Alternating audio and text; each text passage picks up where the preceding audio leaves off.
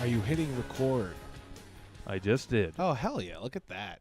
Hey, Teej. Hey. Happy Tuesday. It's a Yeah. Tuesday afternoon. We're very sort of erratic when we're recording these. Yeah. It'll be Have a little coffee with this weekday one. nights. Yeah, there you go. Nice. Big swig. People can't tell. But I just want to The describe biggest swig. The biggest That's swig. why they call me Big Swig. Mm-hmm. TJ, Big Swiggert.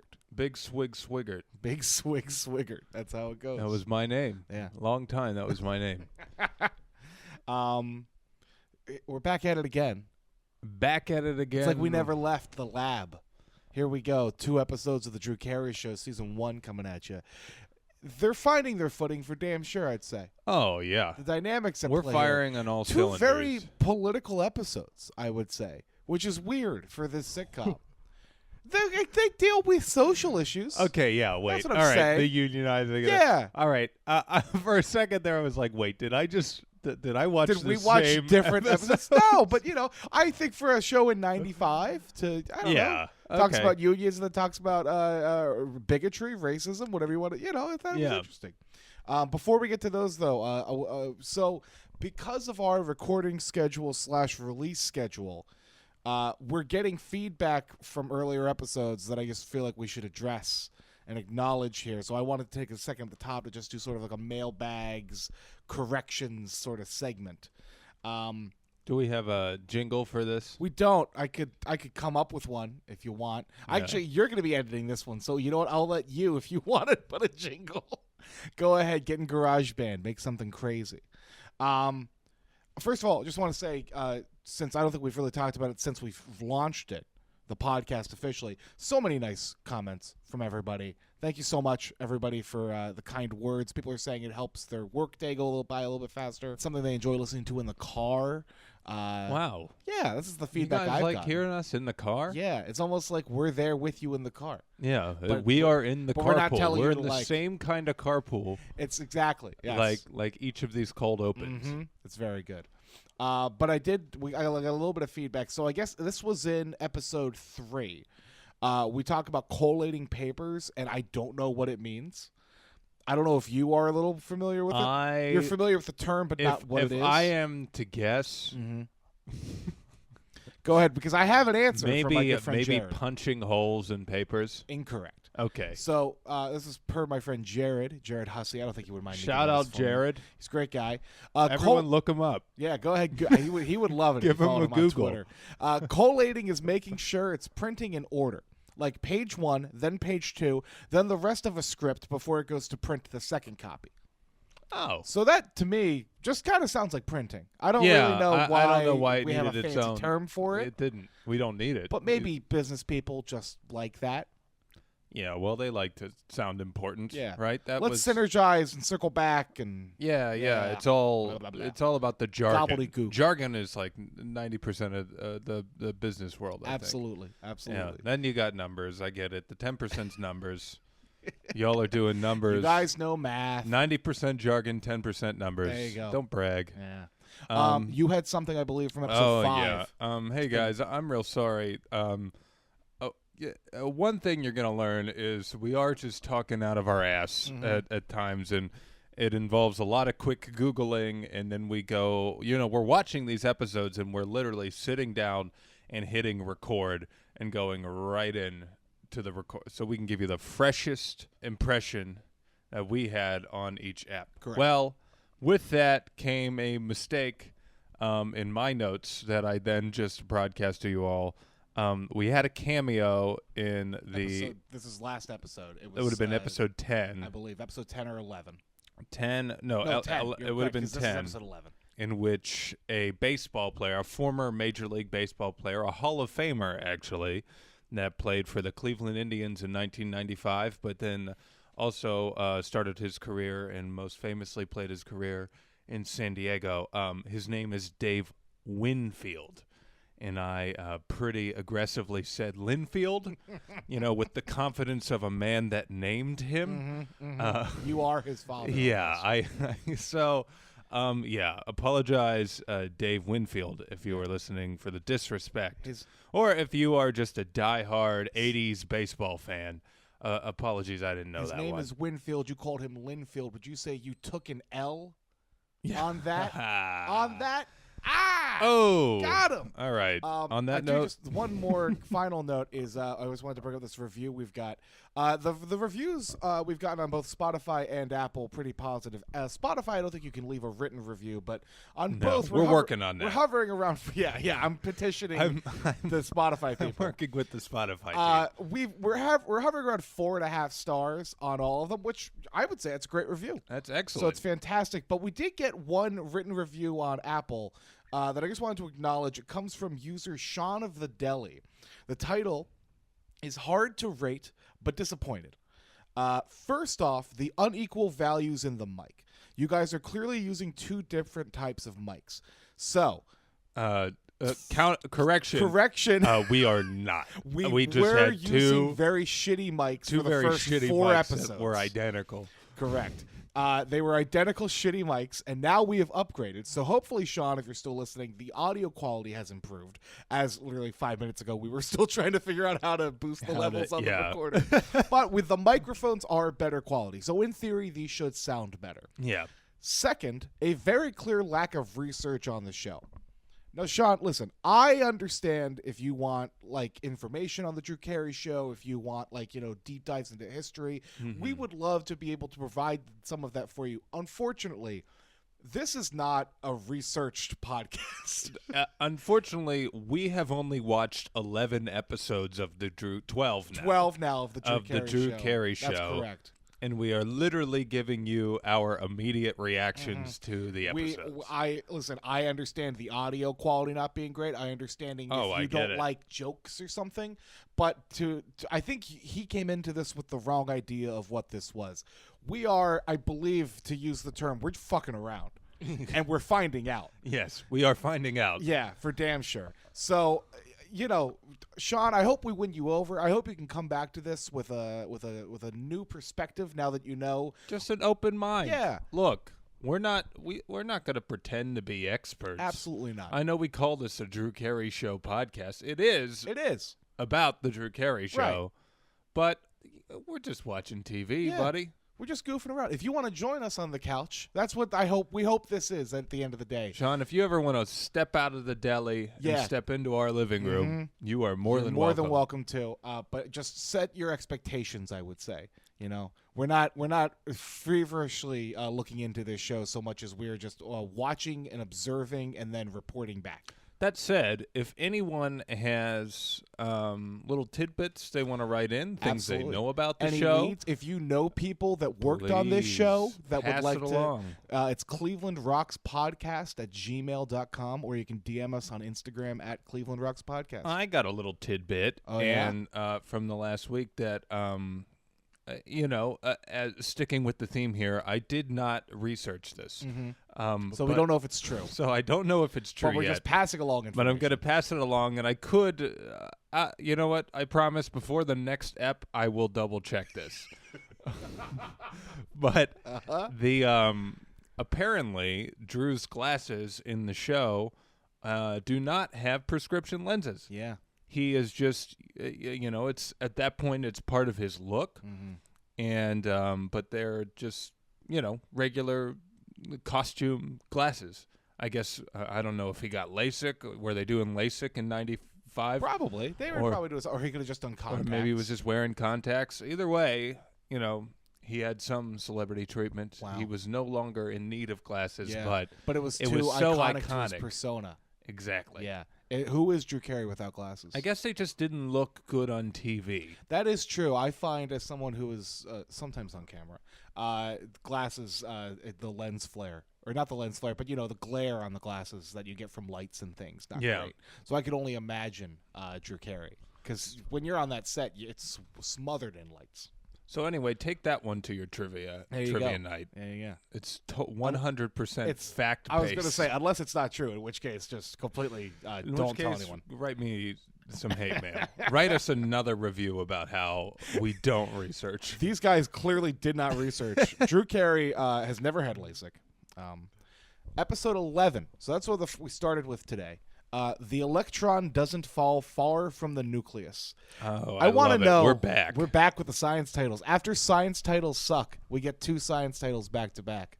I want to know that writer's room saga that's going on. Why they're all mad at these science titles. It starts with Drew collecting a bunch of computers at the office. Yes. Just taking them from desk. He steals one from Mimi's desk. This, that, the other. Also, side note, Mimi has a bunch of troll dolls on her top desk. of her She computer. has a troll doll collection. Yeah.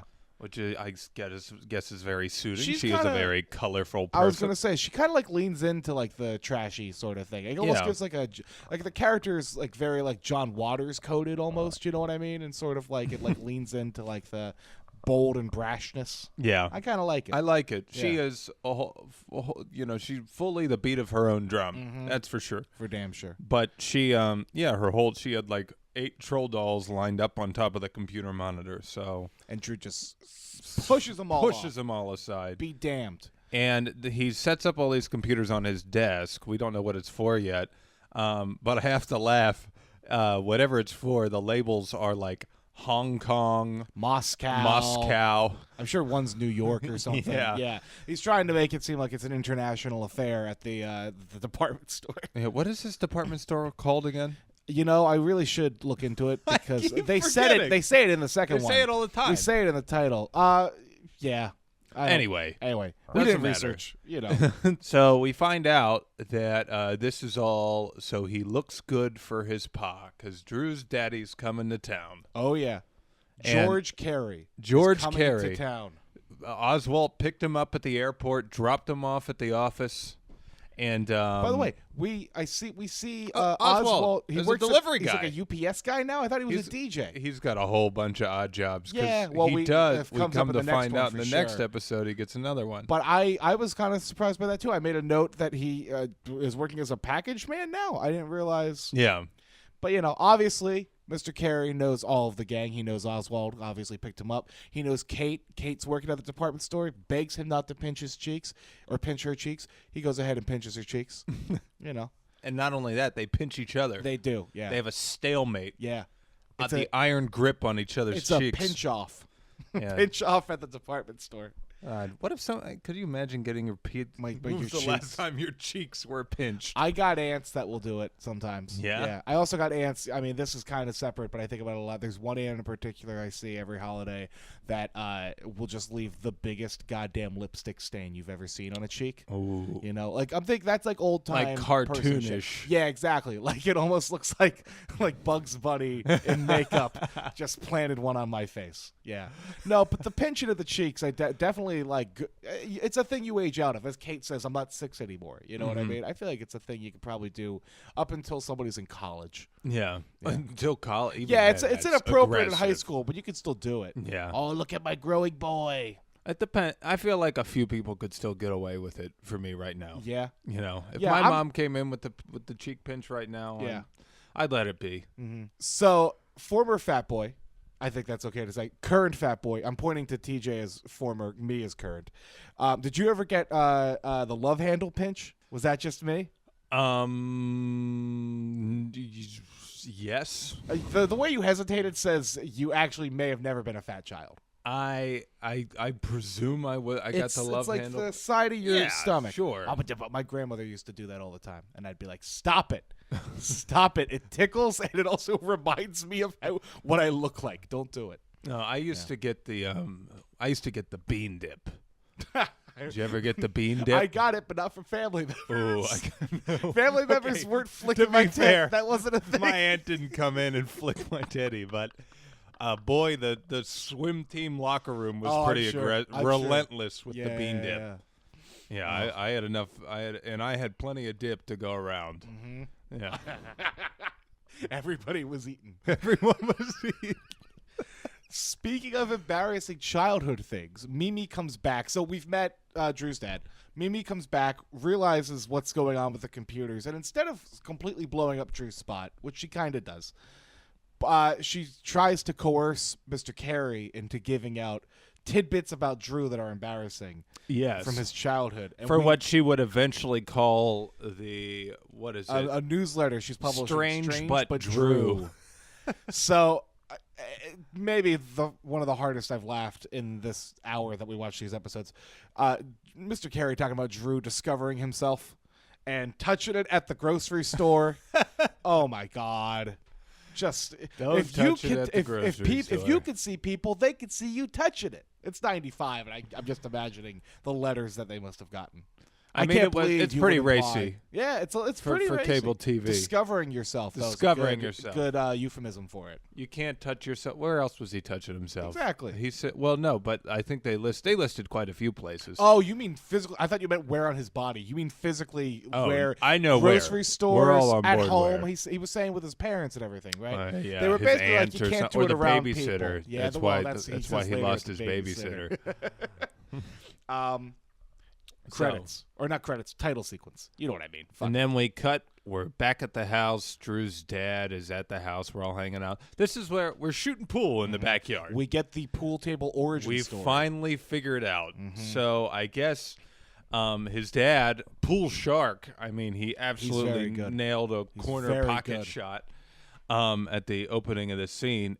We come to find out that he had the pool table, and the only reason it's in the yard is his mom wouldn't let him take it into the house. Remember, this is Drew bought his parents' house. Yes. So yeah. And by the way, we also learned they're in Florida now. I don't know if we knew that before. So they came up to Florida from Cleveland.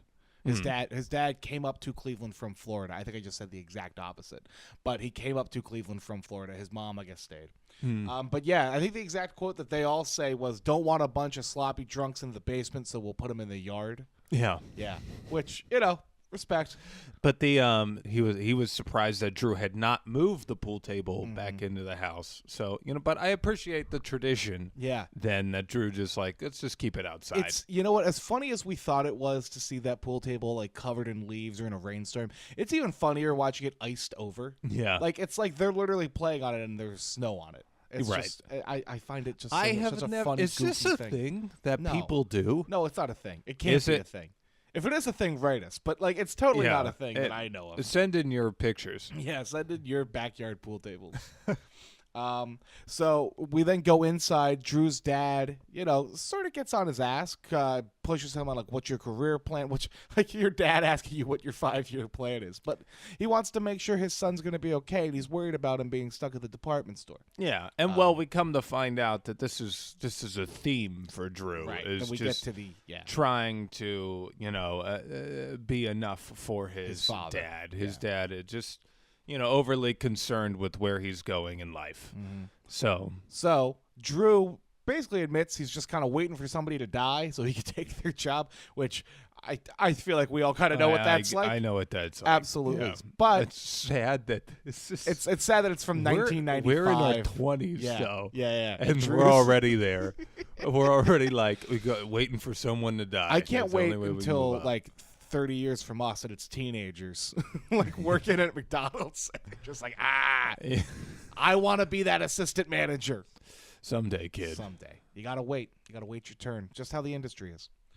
Drew's dad, though, presents him with another option. He could join the local lodge. The Wildebeest Lodge. The Wildebeests. I love this storyline before we really get into it because just these lodges were so much of my childhood. I don't know if you've ever heard of the Moose Lodge. I'm unfamiliar. I grew up in a Moose Lodge. Or the Elks. I'm sure you've heard of the Elks.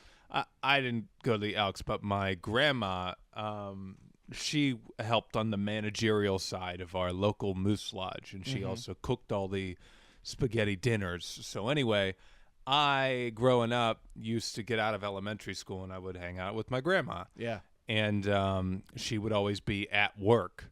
At the lodge. At the lodge, which was down the street from the elementary school. So I'd walk from the elementary school to the lodge. And I would tell my friends at school, I'm going to the bar to hang out with my grandma and her friends after school.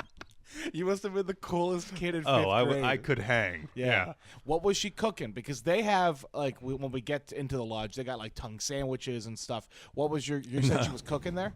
She only did the spaghetti dinners. Got you. Okay. So, yeah. Pasta fiend. Yes, and we all used to love her spaghetti sauce, but as I come to realize that with an older age, it's pretty flavorless spaghetti sauce. There was a lot of nostalgia. Nostalgia was doing a lot of work in there because I tried that recipe and I was like, it's not doing it for me. Well, she made it with love. It's no New York Times. She made it with love. She should have made it with a little more seasoning, some oregano, Right. a pinch of salt. Yeah. She was fucking up the spaghetti sauce. Wow. But it was enough for those guys at the lodge. Yeah, I'm unfamiliar with lodge culture. Like, it absolutely exists in all parts of Pennsylvania, but my parents weren't in one growing up, at least as far as I know. I used to go in and they would call me Rugrat. I was the Rugrat, and I'd eat cheese doodles and Pepsi. Nice. I feel like if you're getting Rugrat, were they giving you, like, noogies? Oh, you get noogies. Absolutely. Yeah. That's just, it comes with the name. Shout out all the Rich, Edna, all the people that raised me at the Moose Lodge. I thought you were using Rich as an adjective, and then I realized that was a man's name. No, that is a man's. Shout out Rich. Shout out Rich. There you go. Well, hopefully the Elk Lodge you went to wasn't like this lodge, because we basically get the invitation. Drew's dad says he's going to sponsor Lewis, Oswald, and Drew to be members of the Wildebeests. They go there, and things are going pretty well. Drew meets with somebody almost immediately who's like a friend of his dad. They got a bunch of food. They got nice outfits.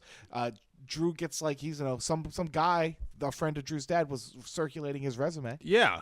Which my first question was, how the hell did he already get his resume? Yeah. But either way, I guess he's a headhunter, and he was like, I got 3 offers. I got 3 jobs for you already. So imagine just walking through the door, and it's like, hey, I got 3 different job opportunities for you. That'd be wild.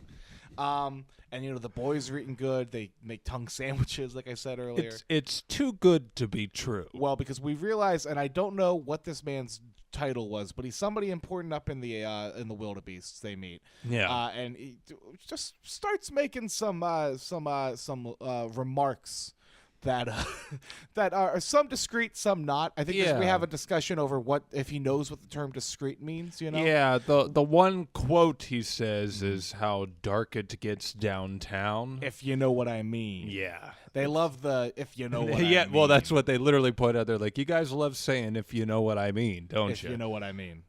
Yeah, and then we get a pretty blatant Jew joke that I can't remember. I think we get the setup, but we don't get the punchline because they're like, hold on, wait, what? They were like, what the fuck is this? And then we come to find out Oswald is 1/16 Native American. That's true. Yeah, we quickly come to find out that these guys don't want...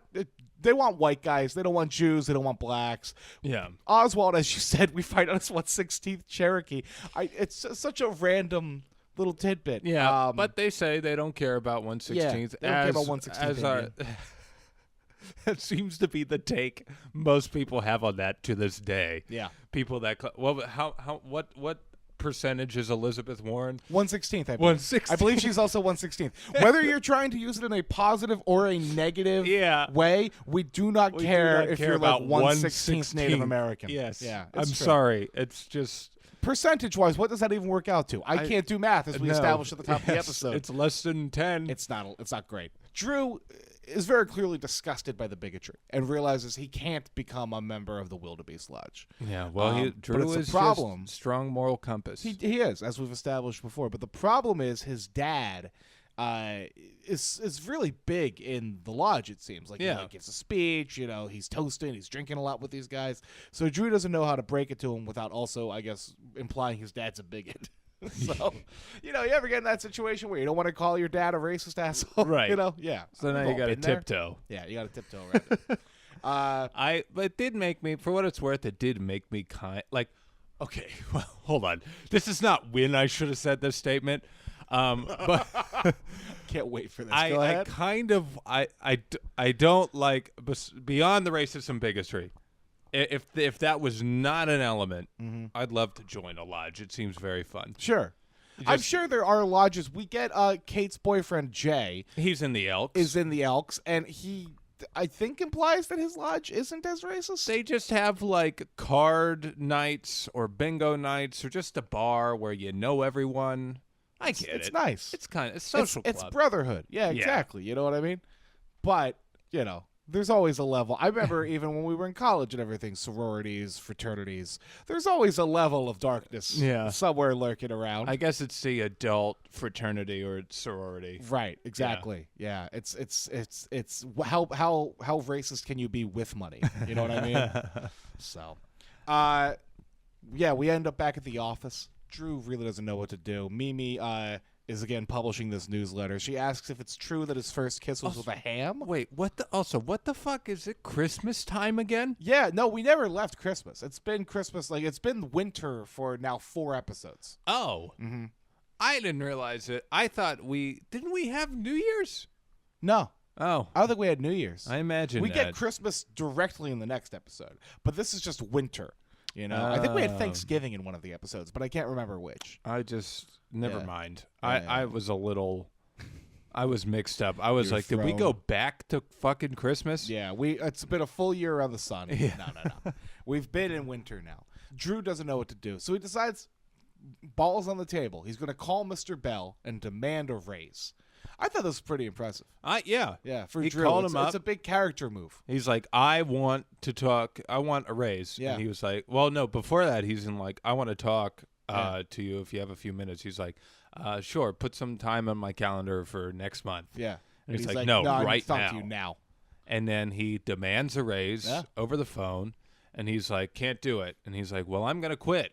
And then he gets 100 more a month, or 100 more a week. Is it? I think it's 100 more a week. I wrote a month. Well, I'm gonna go with that then. 100 more a month. Yeah, which is pretty good. And then he gets so excited, and he completely shows his hand, and he was like, "Oh, thank God! I didn't know what I was gonna do if you." And then he realizes what he's doing. He goes, "How about 125?" And just hangs up. Dial tone. Yeah. Wow. Well, good for Drew though. And I'm Kate proud comes of him. back to celebrate it. Yeah, I think it's a pretty big deal for him, and he feels confident. You know, yeah, and it's gonna maybe take some of the edge off when he tells his dad that he can't do this. Exactly. So he does cut to the next scene. Yeah, and he's back home in the kitchen with his pop, his dad fixing a VCR, which. Best line of the fixing a VCR is, so how did you wear out the freeze frame? Watching sports. Yeah. Likely story, Carey. So, yeah, anyway, they're in the kitchen. I like, too, here that he's like, let's celebrate. Drew tells him about the raise, and his dad's like, let's celebrate with some ice cream. And they goes to the freezer, and he's like, what about your what about the bypass? You toasted bypass, to your whatever. bypass the other night. Exactly. Yeah. So he's like, how about your low-fat cheese? And then they just have cheese and Drew crackers. pulls out a full-ass block of deli cheese. Hell yeah. Like the cheese you would ask for at the deli, and then they put in a slicer. I love He it. has the whole fucking thing in his love fridge. it so much. Because then they're just cutting it off themselves. Yeah. They got the crackers. It's fantastic. It's a nice little I like healthy snacking snack. on cheese. Absolutely. It's just it's outrageous the quantity that he has. It's cartoonish. Well, he's in management, as we'll get to in the next episode. True. But yeah, and then the whole ending of this episode is basically a father-son heart-to-heart almost. It's a little rough around the edges, I'd say. Drew basically feels like his dad. He can't do anything to impress his father. He'll never be fully impressed with him. Well, we should point out after the raise, his dad he's proud of him for a minute, but then he's like, you have to use it to leverage for the next the next job opportunity, and then he starts talking about the Wildebeests again. Yeah. And basically the heart of his argument in the first part of this is just ignore the bigots. Of course I don't like them. You know, it'll help you get ahead faster. Right. Drew even kind of seems surprised because, again, they talk about how long has it been like this, and he's like, oh, it was like that when I first joined. Right. But it's because Drew wasn't raised like that. He can't make the connection of how can my father be rubbing elbows with these people. Yeah, but also raise him not to be like that. So yeah, it's ignore the bigots. Yeah. Drew says he finds that impossible and he just doesn't like the culture. And then it goes into a larger thing of why do I need to do this? It seems like I can't do anything to impress you. Right. It's a very honest male conversation, I'd say. Oh, it's a it's a really heart-to-heart when they end up outside. Yeah. And there's a funny quip in there where Drew's standing up to his dad, and then his dad's like, I said the same thing to your grandpa at one point, but he was from the old country. He beat the crap out of me. Yeah. And Drew's like, since when is Pennsylvania the old country? But Do we think he was Dutch of some kind? Like I'm trying to think how or was he just like a sad European man? It could have been. But then we do get Drew tears up. Drew, Yeah, it's a little something like choked real up. acting. Yeah, it's here. really impressive actually. Yeah. How we get to this point where we want to break a cycle of bitterness, I would say, Mhm. and it's also fears of a wasted life that I think all of these men feel. Yeah. It's interesting. I don't know. Yeah.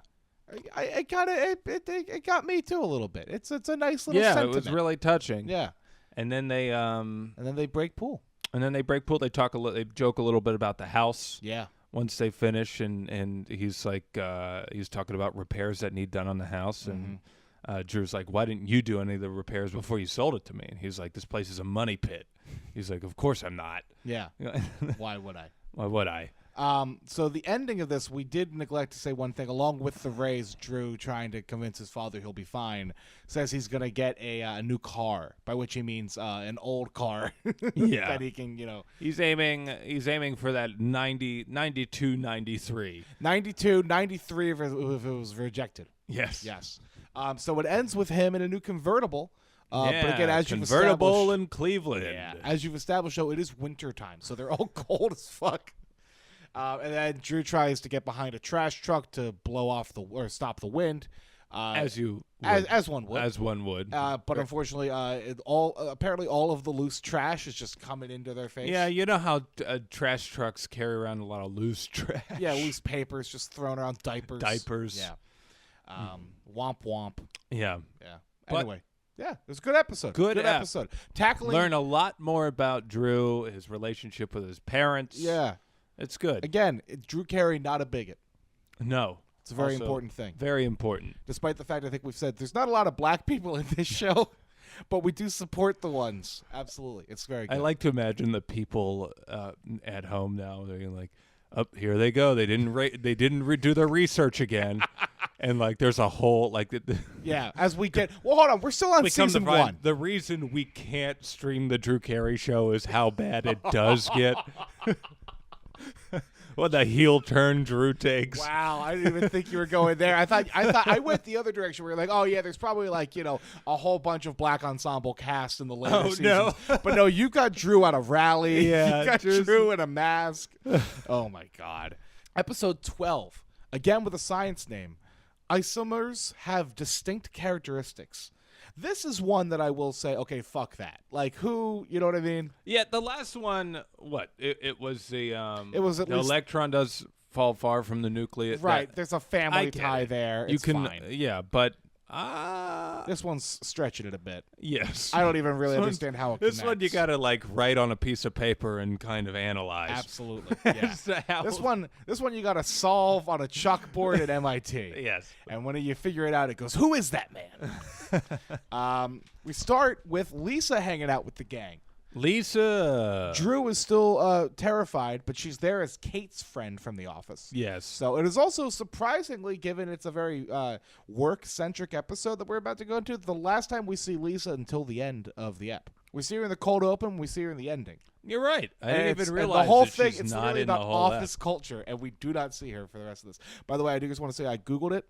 Winfred Louder, which we should have remembered from the Mrs. Louder Winfred episode. Louder, yes. But Winfred Louder is the name of the Winfred. department store. It's going to become a big point here, so I just wanted to make sure we got Winfred Louder. Good. They're playing cards. Yes. In the cold open. Poker. Yeah, they're playing poker, and they create a little rule where the highest dealt card in the hand has to say the weirdest place they've had sex. Yes. Inevitably, of course, Drew ends up having the highest card at one point. Mm-hmm. And Drew, as I feel like we've kind of established, for as much Riz as the guy has, he Yeah. does not fuck. No. Drew does not fuck. And all of his friends, as he points out, would also say he does. He not does fuck. not fuck.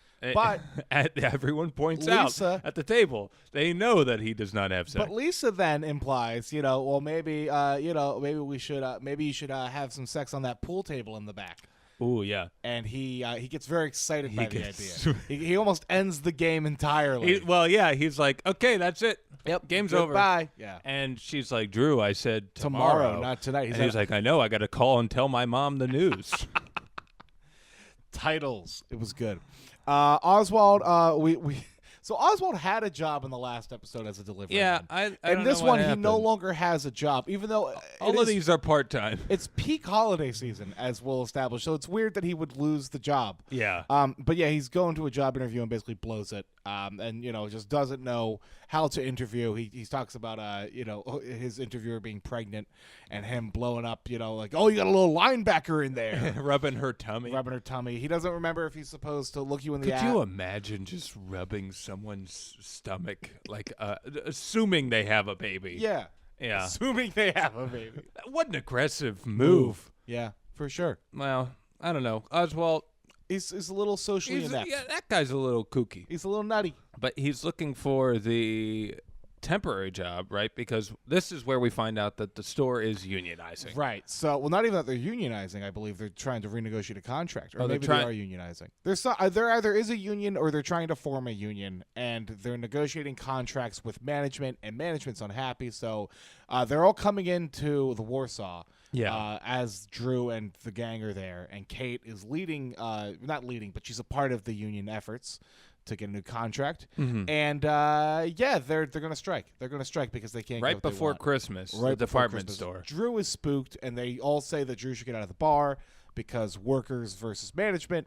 Drew tries to say that he's barely management. I like the idea that here too, again, just he's like he's barely management, and they're like, and he's trying to get on the good side of these people, so he sits down and he's like, he'll spill the guts of management, and they ask him all these questions about how much money is there in the budget. And Drew has zero. I don't know. He knows nothing. He knows nothing. Back to this idea that Drew just does not know anything around the for a guy that takes his job so seriously, why the fuck doesn't Drew know like company a culture? little more? If you're not going to know the worker culture, it's weird that you also wouldn't know management culture. Yeah. He just doesn't know anything. Also, this is where I started to recognize the trend.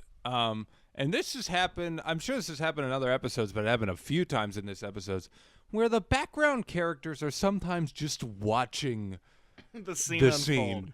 There is a scene just watching where he's Drew talking to talk. Kate at the bar, and they're like, talking about the management-worker conflict. And they have this guy's head framed perfectly in between the two. And he's just looking at Drew Carey with this dumb fucking look. And it's not intentional because they cut to the next wider camera shot. He's turned away. He's talking to another person at the bar. So it's just, They're intercutting different takes there, probably. Yeah, exactly. But it's weird. It's weird. I don't know if I'd rather him It was off-putting. I don't know if I'd rather him look at the scene unfolding or right down the camera. I don't know which would be worse. If he made eye contact with the camera, while he's...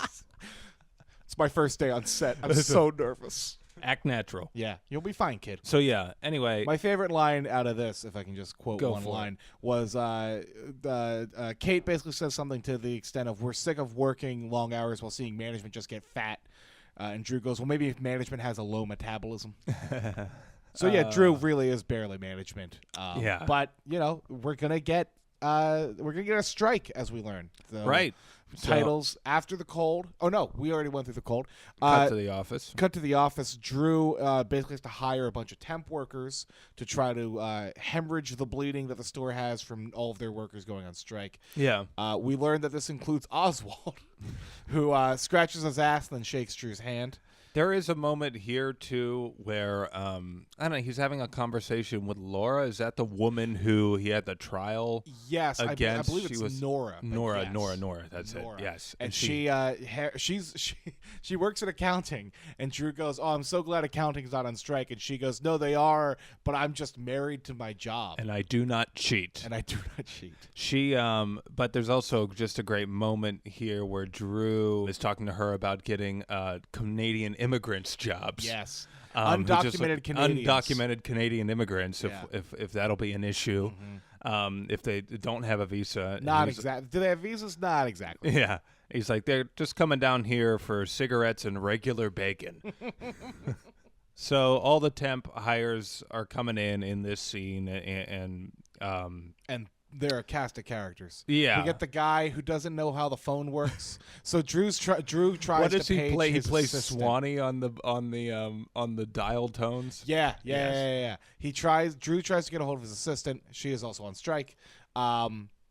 And yeah, the guy answers the phone and then just starts playing music with the buttons, which is fantastic. One guy shows up without shoes, and Drew goes, "Look, we're pretty lax. We're but pretty lax on the dress code, but could you wear shoes tomorrow?" Oswald sits down and is like, "Listen." Oswald first of all tries to pitch himself a job where he travels. he I was don't like, know what sort of traveling he like, thinks I don't a want to department push store our does. friendship, but I'm looking for something that I can travel. I love it. He gets cosmetics. He gets cosmetics, which he doesn't want at first because it's a girl job. Yeah. But then Drew says it's $7 an hour, and he goes, "I'll cut my thing off for $7 an hour." and then shortly after that, Mimi's of course, overhearing Mimi it, overhears and she gets it. upset. She wants cosmetics. So Drew's in a bind. He really does probably need her in cosmetics. He needs a woman in cosmetics. So Right. goes ahead and gives Mimi that job.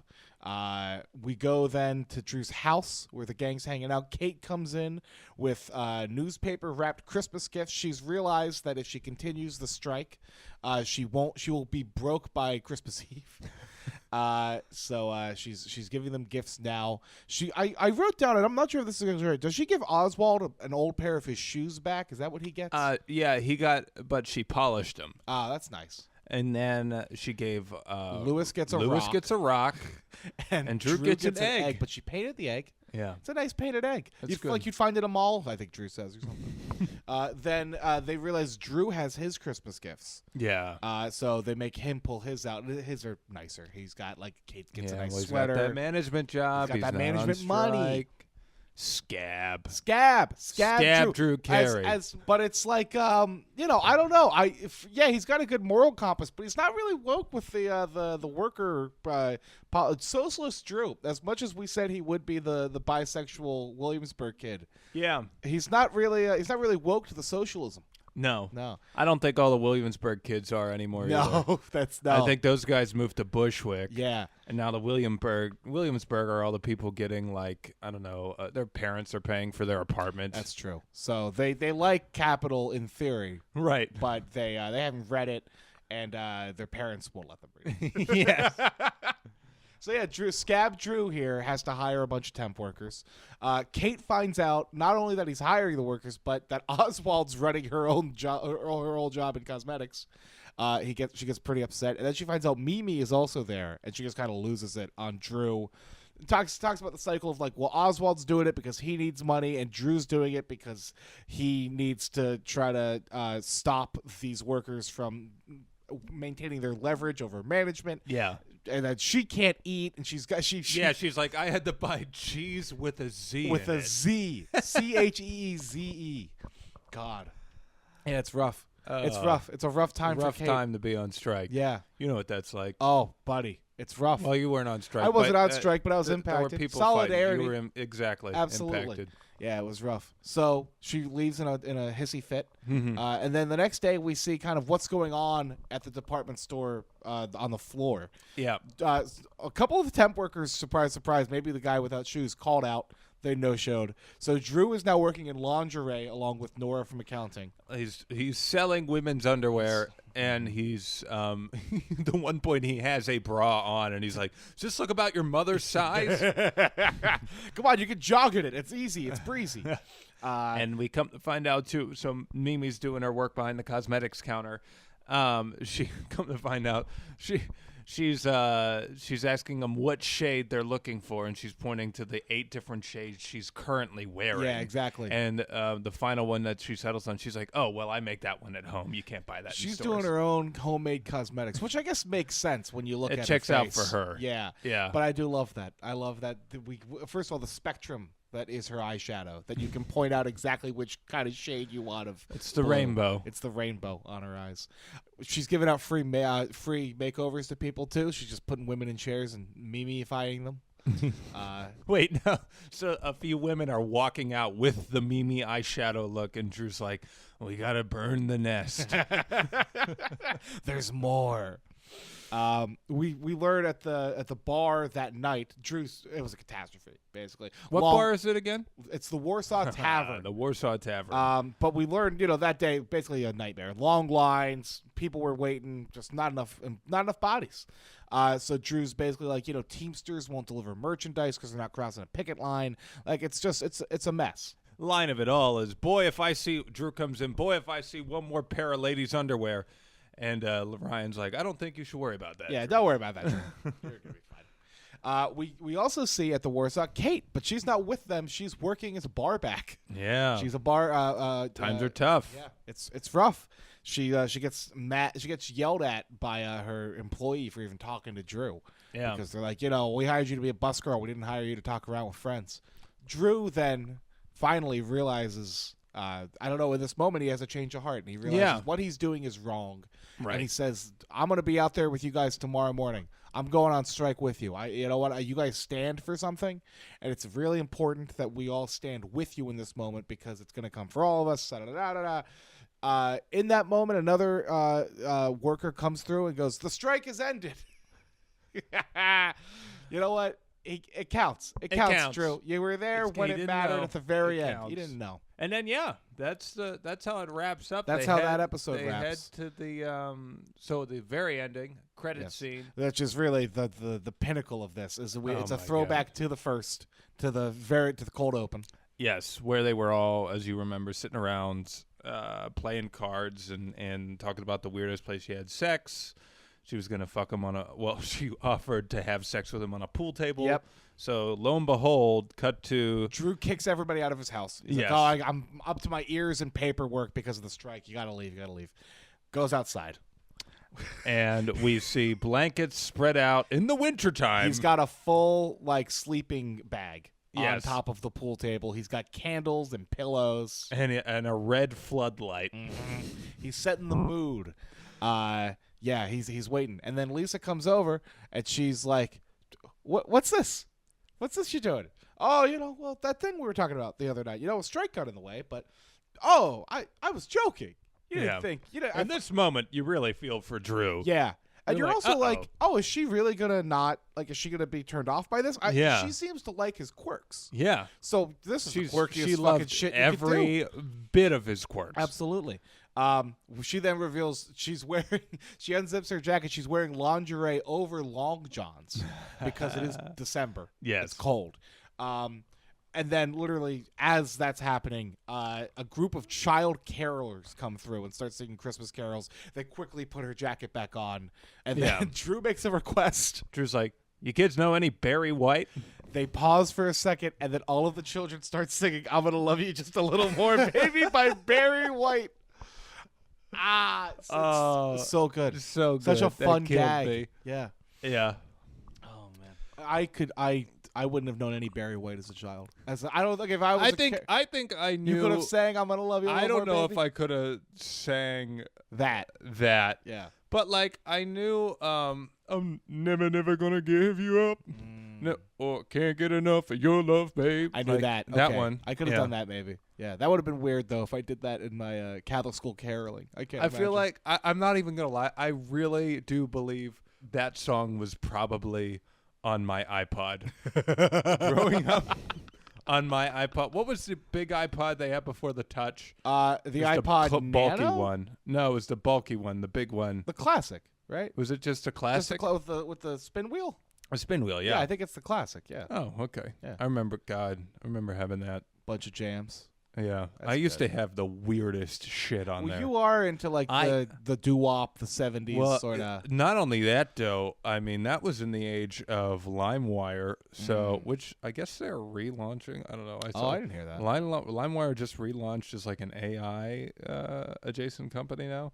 How would that work? That's not this podcast. I don't think that they're doing the same thing. Sure. But either way, back in the day, downloading shit on there, and you can find anything. Yeah.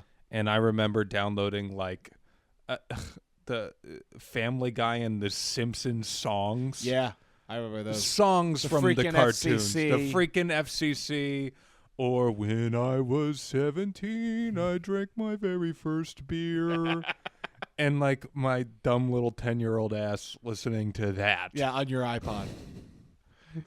Hundreds of dollars on a device just to let you listen to Seth MacFarlane songs. Fuck it, whatever. That's what Steve Jobs wanted. Yeah. And then Green Day. Shout out Dookie. Great album. I'm just going to call this episode Dookie. Dookie. Yes. Yeah, so that does it for these 2 eps, and that does it for the mailbag as well. Thank you guys as always for listening to whatever this is, this poorly researched podcast. Yeah, I'm sorry, guys, but you know what? I'm not actually. I'm not even sorry a little bit. Not even a little bit. If this is what's, if you listen this far, you know what we're doing. Exactly. You're already on board. Yeah, you're ride or die. Hopefully, keep riding until we die. By the end of this, honestly, we're going to be experts. Yeah. Oh, we will know everything about the Drew Carey show. Every little bit. Absolutely. Because unlike probably Sean from the deli, when you watch these episodes 2 at a time and then do an hour debrief talking about it, it's pretty hard. It starts to get a little embedded. Yeah, you have to know. Though I would like to point out we have forgotten names of characters and the department store name in this episode. Anyway, we'll see you on the next one. Thank you so much for listening. Thanks, guys.